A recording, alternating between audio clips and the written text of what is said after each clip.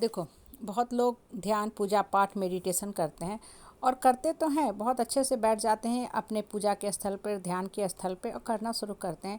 लेकिन उनका माइंड जो होता है ना, इधर उधर फ्लक्चुएट करता रहता है और कुछ समय के बाद वो कहते हैं कि ये जो तंत्र मंत्र विद्या है, ज्ञान है, ये मेरे ऊपर काम नहीं कर रही है या हमको इससे कुछ फ़ायदा नहीं हो रहा है।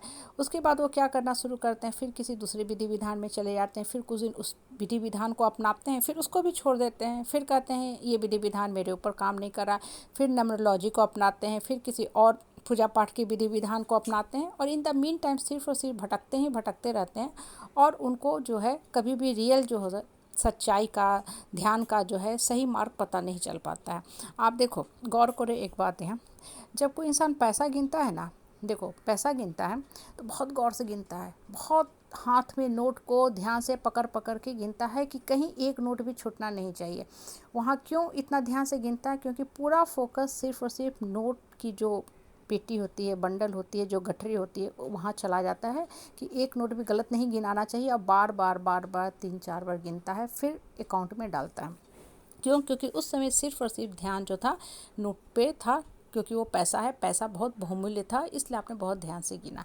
अब देखो, गौर करो ना, तो ये जो छोटी सी बात है हमें जीवन की कितनी बड़ी शिक्षा देता है।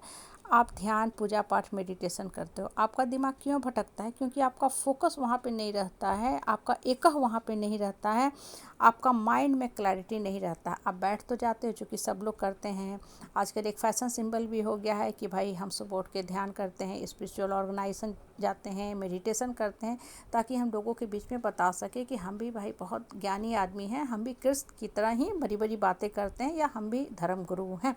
लेकिन देखोगे, जब आप ऐसे लोगों से बात करोगे ना, तो आपको बड़ा ही आश्चर्य होगा कि इतनी बड़ी बड़ी बातें कर रहे हैं, डींगे हाथ रहे हैं, लेकिन इतने अनस्टेबल क्यों? मतलब छोटी सी बात पे हाँ बफर पड़ेंगे, तुनुक मिजाजी हो जाएंगे, अफरा तफरी कर देंगे, छोटी छोटी सी परेशानी आएगी तो परेशान हो जाएंगे, दूसरे को भी परेशान करते चलेंगे। तब आपके मन में भी विचार आने लगता है कि ये इंसान ऐसा क्यों है, ये किस ढंग का पूजा पाठ, ध्यान, मेडिटेशन कर रहा है। देखो, कोई भी पूजा पाठ ना, सबसे पहले मेडिटेशन करते हो, ध्यान करते हो, योगा करते हो, जो भी आप रिचुअल्स अपनाते हो, आपको अंदर से स्टेबल करना चाहिए। और अंदर की स्टेबिलिटी तब आती है जब आप शांत मन से करते हो। मतलब उस समय आप सिर्फ ये सोचते हो कि हमको कैसे जीवन में बढ़ना है, बढ़ने के लिए क्या रास्ता है, हम कैसे उठ सकते हैं, ना कि बेकार की बातें सोचना कि क्यों लोग ऐसा बोलते हैं, क्यों मेरे साथ गलत व्यवहार करते हैं। होता क्या है ना कि जब भी आप मेडिटेशन के लिए बैठते हो ना, बैठ तो जाते हो, लेकिन वो जो बातें हैं ना वो भी लेके बैठते हो, तो माइंड के फोरग्राउंड में चलता रहता है। तो आप ध्यान तो करने बैठे, 2-3 मिनट बैठे, उसके बाद आप भूल जाते हो कि हम किस काम के लिए बैठे थे, या आपका माइंड यहाँ वहाँ सब तरफ भटकना शुरू होता है। जिस दिन आप बेकार के लोगों की, बेकार की बातों को हटा दोगे ना, धीरे धीरे over a period of time देखोगे ये आपका हैबिट बन गया और आपके जो नेचर है ना उसका पार्ट बन गया। फिर आपका दिमाग नहीं भटकेगा, फिर आपको अलग से बहुत रीति रिवाज, विधि विधान करने की ज़रूरत नहीं होती है। बहुत लोग देखो पूजा पाठ करते हैं, उसमें रिचुअल्स बहुत अच्छे से करते हैं, फल फूल धूप मेवा अगरबत्ती चढ़ाते हैं, बिना गोबर के पूजा नहीं करेंगे। गोबर नहीं है तो अफरा तफरी कर देंगे, दिमाग को गोबर कर लेंगे, लेकिन गोबर आना ही चाहिए। ये सब चीज़ें देखो अच्छी ये करनी चाहिए, लेकिन उससे भी पहले है, पूजा के पहले, ध्यान के पहले आपके मन की स्थिति। अगर मन शांत रहेगा ना, शांत मन से भगवान को याद करते हो, या किसी भी मंत्र का जाप करते हो, या जो भी आप रिचुअल्स अपनाते हो, या चुपचाप आकाश में ही देखते हो अच्छे विचारों के साथ, तो आपको खुद में फील होने लगेगा कि मेरा मन कितना शांत हो रहा है। और देखो, मन की शांति की पहली टेस्टिंग क्या है ना, कि आपका माइंड जो है ना बेकार लोगों की, बेकार की बातों से पीछा छुटाना सीख जाएगा। ये आपको खुद करना है।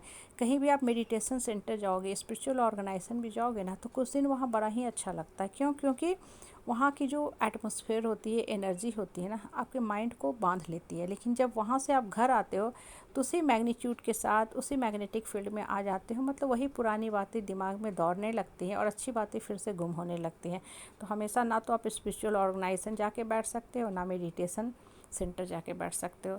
इसके लिए बस एक ही चीज़ है, आपको दिमाग को शांत करना है। और दिमाग तभी शांत होता है ना जब पास्ट का जो गिल्ट होता है, फ्यूचर की अनसर्टिनिटी से इंसान निकलता है, लोगों की बेकार की जो बातें ढोता रहता है उन सबको साइड करता है। और जब इंसान देखो ध्यान से ना, ठीक है, अपने आप से ही बात करना शुरू करता है, तब भी मन शांत होने लगता है। फिर इंसान ये सीख जाता है कैसे मन को स्ट्रॉन्ग करना है।